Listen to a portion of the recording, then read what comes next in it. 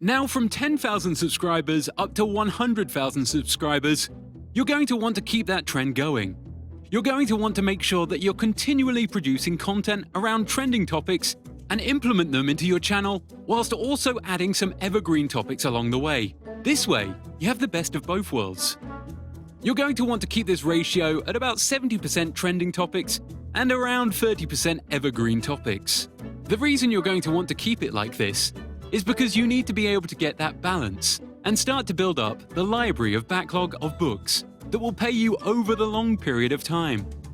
YouTube is a very long-term game, so the more videos you have in your evergreen library, the more likely you are to earn a very stable income and get paid from them. Well, you need to also understand is that this rule isn't a one blanket rule. For some channels, it might be best during some periods of time to produce more trending content than others.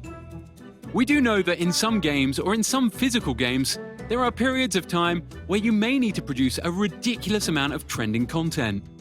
For example, if we look at mixed martial arts, we can see that there are some periods of times where main events are going down, that you would want to produce a ridiculous amount of trending content around that topic, because there is an increased amount of viewership in that time period. In addition, this goes to the same for major sports, such as the NBA, NHL, and NFL.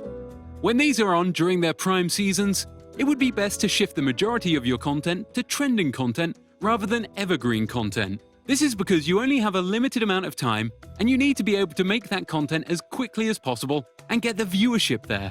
So please pay attention to your niche, as in certain niches, there may be times where you need to produce content on what exactly is going down. Maybe there's a special period of time, whatever niche it is. Maybe if you're in the baking niche, as perhaps there is a baking season.